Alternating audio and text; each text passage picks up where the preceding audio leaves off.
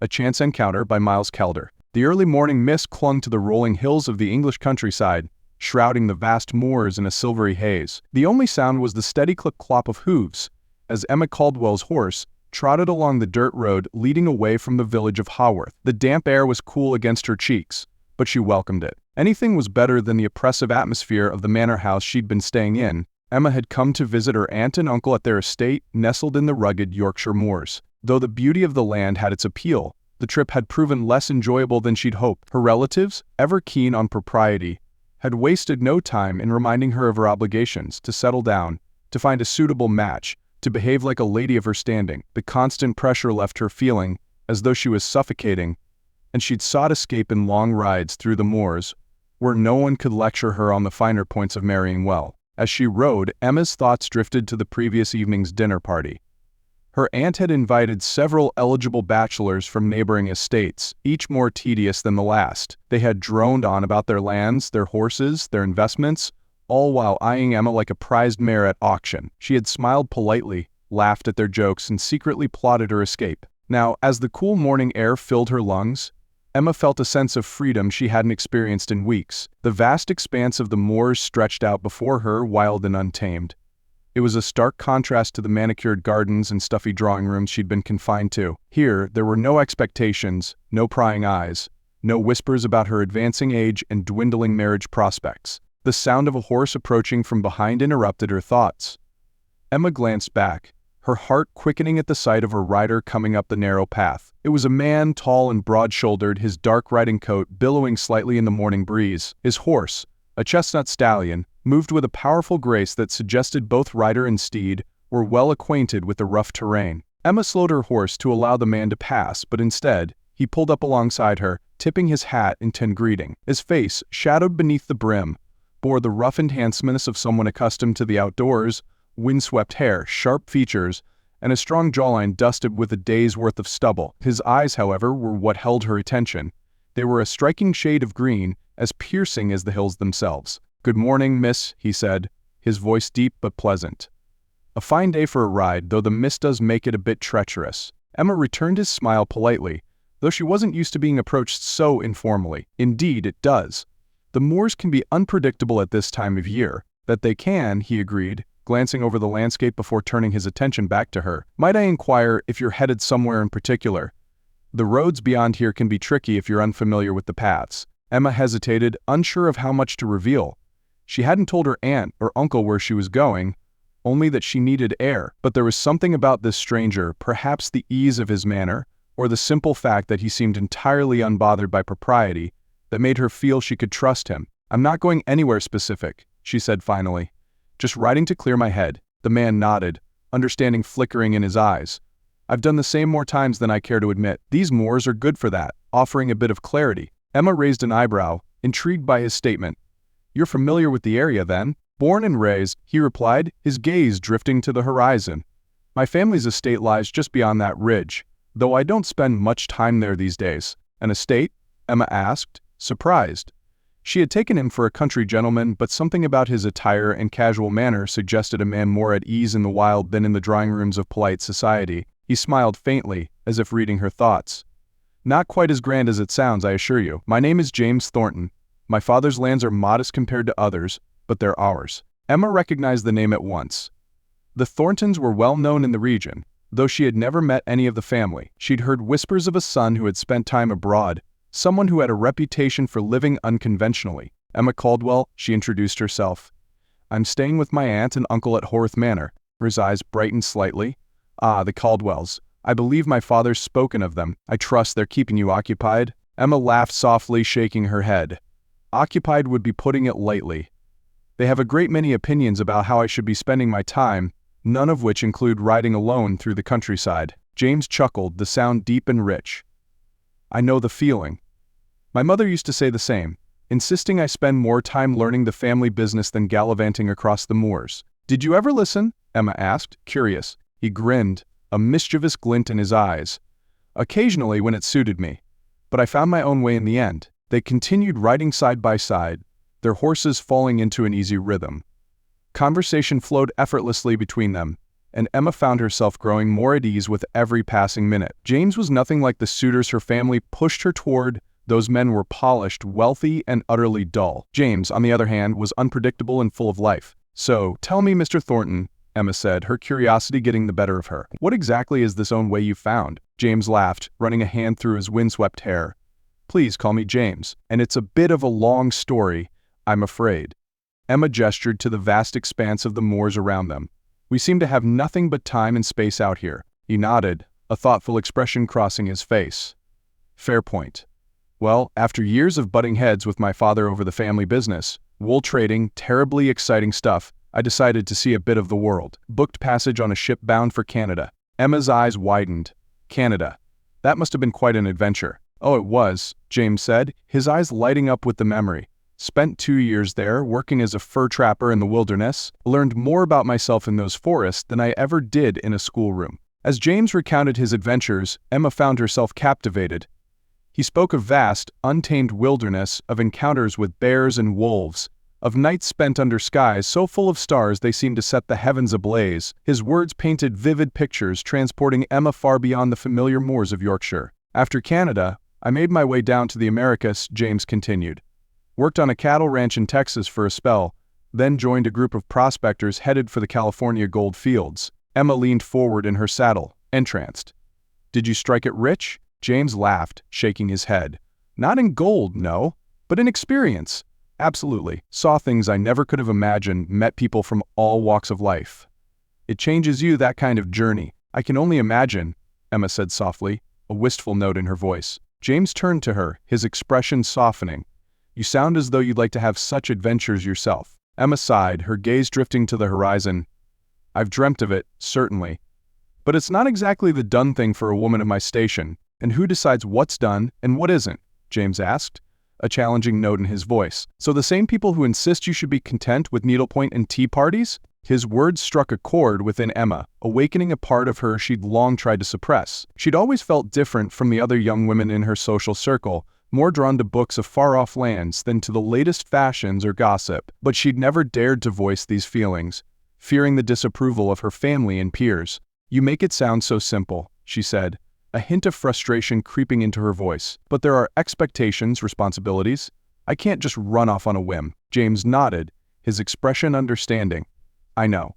Believe me, I faced my fair share of opposition when I left. But sometimes, Emma, you have to ask yourself what you'll regret more, taking a risk or always wondering what if." His words hung in the air between them, heavy with possibility. Emma found herself looking at James in a new light. Here was a man who had broken free of the constraints of society, who had forged his own path. And yet, he had returned to his homeland, reconciling his adventurous spirit with his roots. As they reached the crest of a hill, James pulled his horse to a stop and gestured toward the valley below. "This is one of my favorite spots," he said. "From here, you can see the entire moorland spread out before you, as far as the eye can see." Emma followed his gaze, her breath catching at the sight. The mist had lifted slightly, revealing the wild beauty of the landscape. The hills stretched out in every direction, a patchwork of green and brown, dotted with the occasional cluster of trees or a distant farmhouse. It was both vast and serene, a world untouched by the hustle of city life. "It's beautiful," she murmured, feeling a sense of peace wash over her. James turned toward her, his expression softening. "It is," he agreed, though his eyes were on her, not the view. For a moment, neither of them spoke. The quiet between them was comfortable, yet charged with an unspoken tension. Emma's heart fluttered in her chest, and she suddenly became aware of how close they were, how easy it would be to close the distance between them. The thought was both thrilling and terrifying. "I've enjoyed our ride, Miss Caldwell," James said after a moment, his voice low. "As have I," Emma replied, her voice barely above a whisper. The air between them seemed to hum with the possibility of something more, something that neither of them had expected, but both clearly felt. James dismounted from his horse, moving to stand beside Emma's mount. He reached up, offering his hand to help her down. Emma hesitated for a moment, acutely aware of the impropriety of the situation. But something in James's steady gaze, in the warmth of his outstretched hand, made her throw caution to the wind. She took his hand and allowed him to help her down from her horse. As her feet touched the ground, she found herself standing close to James, their hands still linked. The warmth of his touch sent a shiver through her, and Emma found herself looking up into those striking green eyes, unable to look away. "Emma," James said softly, his free hand coming up to gently brush a stray lock of hair from her face. "I know we've only just met, but I feel as though I've known you for years." Emma's heart raced, her breath catching in her throat. "I feel the same," she admitted, her voice barely above a whisper. James leaned in closer, his intentions clear. Emma knew she should step back, should remember her place and the expectations of society. But in that moment, with the vast moors spread out around them and the wind whispering through the heather, those concerns seemed distant and unimportant. Their lips met in a soft, tentative kiss. It was brief, almost chaste, but it sent a jolt of electricity through Emma's body. When they parted, she felt breathless, her mind reeling from the unexpected turn of events. But before either of them could speak, the sound of distant thunder rumbled across the hills. Emma glanced up, startled by the sudden shift in the weather. Dark clouds had begun to gather on the horizon, and the wind had picked up, carrying with it the scent of rain. "We should head back," James said, his tone regretful. "A storm is coming, and these roads can be dangerous when wet." Emma nodded, though a part of her didn't want the ride to end. She had felt more alive in these few hours than she had in months, perhaps years. But she knew he was right. The storm would arrive soon, and they couldn't risk being caught in it. As they mounted their horses and turned back toward the village, Emma couldn't shake the feeling that something significant had happened between them. What had started as a chance encounter had blossomed into something far more meaningful, and though the ride was ending, she had the distinct sense that this was only the beginning of their story. The return journey was filled with a comfortable silence, punctuated by occasional glances and shy smiles. The kiss they had shared hung between them, unspoken but impossible to ignore. Emma's mind raced with questions and possibilities. Who was this man, really? And what did this mean for her future? As they neared the outskirts of the village, James broke the silence. "Emma," he said, his voice serious, "I hope you don't think me too forward, but I'd very much like to see you again." Emma felt a thrill run through her at his words. "I'd like that too," she replied, surprised by her own boldness. James smiled, relief evident in his expression. "Perhaps we could meet tomorrow. There's a lovely spot by the river, just past the old mill. It's quiet, away from prying eyes." Emma nodded, her heart racing at the prospect. "I'll find a way to slip away.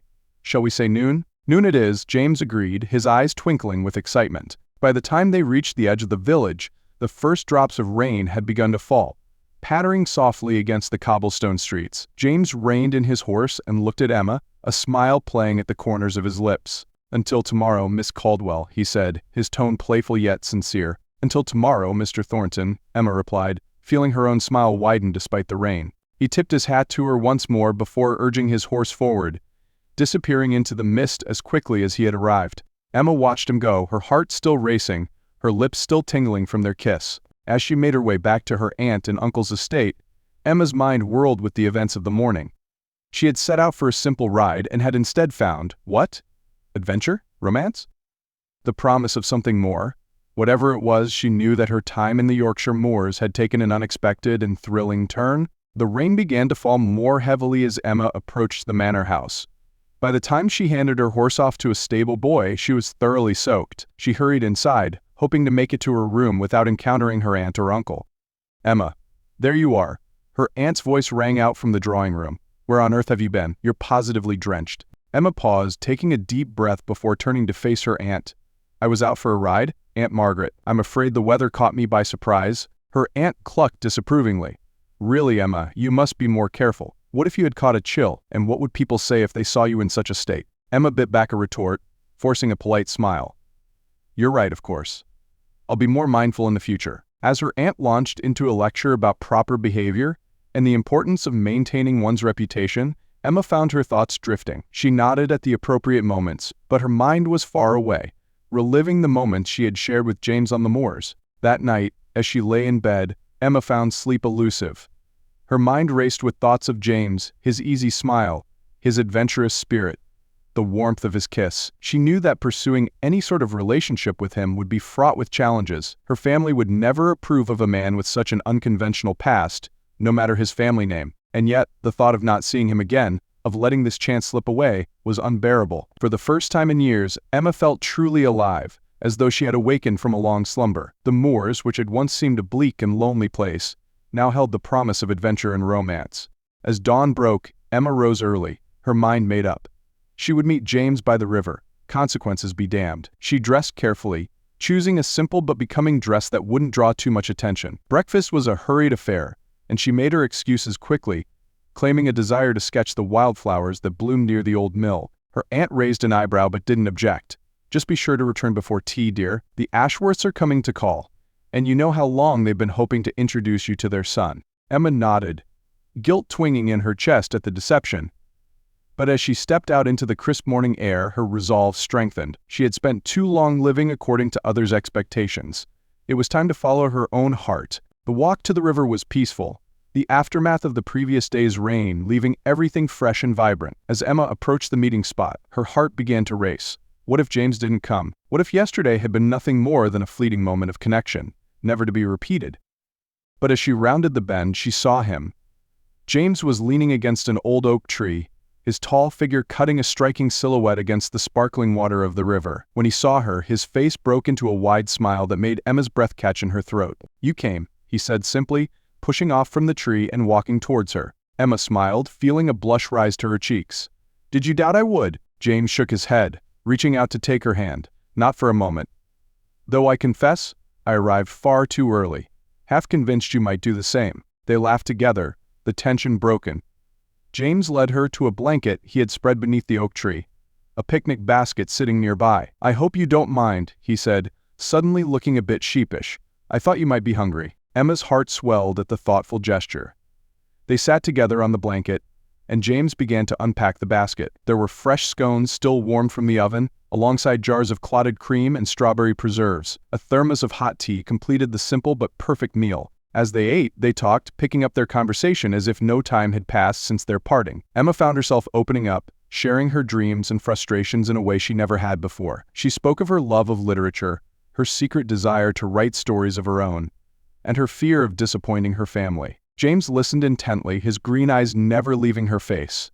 When she finished, he reached out, gently taking her hand in his. "Emma," he said softly, "you are extraordinary. Don't ever let anyone make you feel otherwise." Emma felt tears in her eyes, overwhelmed by his words and the intensity of his gaze. "James," she whispered, "I hardly know you, and yet I feel as though I've been waiting my whole life to meet you." He smiled, reaching up to cup her cheek. "I feel the same," he murmured before leaning in to kiss her. This kiss was different from their first. Where that had been tentative and brief, this was deep and passionate. Emma felt as though she were melting, every nerve in her body alight with sensation. When they finally parted, both were breathless.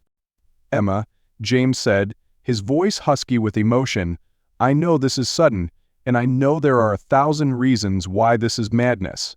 But I can't shake the feeling that we were meant to find each other, that this is the start of something extraordinary." Emma nodded, her heart pounding. "I feel it too," she admitted. "But James, what can we do? My family would never approve. Your reputation, your past." James stood, pulling Emma to her feet.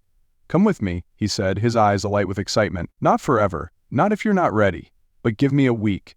Let me show you the world beyond these moors, beyond the constraints of society. Let me show you who you could be if you were free to choose your own path." Emma's mind reeled at the suggestion. It was mad, completely improper, and yet the thought of returning to the stifling atmosphere of her aunt and uncle's home, of facing yet another eligible bachelor chosen for his fortune rather than his character, made her feel physically ill. "Where would we go?" she asked, hardly daring to believe she was considering it. James grinned, the same adventurous spirit she had glimpsed yesterday shining through. "I have a friend in London who captains a merchant ship. He's sailing for France in 3 days. We could be in Paris by the end of the week." Paris.